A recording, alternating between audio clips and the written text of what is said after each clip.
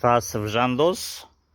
Мына жерде мен сізге приемға барғанда по своему личному вопросу мына қызыл линияны сіз айттыңыз ғой өзіңіз. Сіз аны білесің ба, көршінің несін біз сотқа бердік, осыны алып тастайын деп жатырмыз деп. Одан бір жыл өтіп кетті, мынауын әлі тұр ғой Тасов Жандос, мынау притон.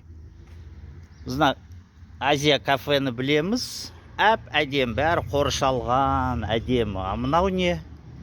Дәл тротуардың үстіне мына 100% пара беріп істелген жер, ол бірінші. Сосын мына жерге заңсыз мынандай окошканы ашқан. Мынаяқтан базардан адам өтеді, мына Дом пионердан адам өтеді, коляскамен, немен соғысады мына жерге кеп. Тасов Жандос.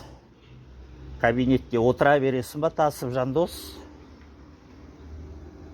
Мен білетін басшы обещал, орындау керек. Бір жыл, 4 жыл болды сен келгенде. Мынау не? Пылғыс. Хрен поймешь болып жатыр ғой Тасов Жандос.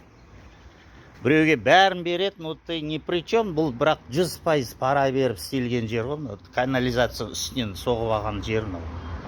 Мына талдың бәрі неғып кеткен мынау. Мына бәрі қурап кеткен, қарамайды ешкім. Негізі мынау әкімдерді сайлаймыз деп еді, сол уақытта қашан келеді екен біз? Астанадан бастай ма, қашан сайлайды әкімдерді? Нормальный әкім келе ма, Кентауға келмей ма өзі?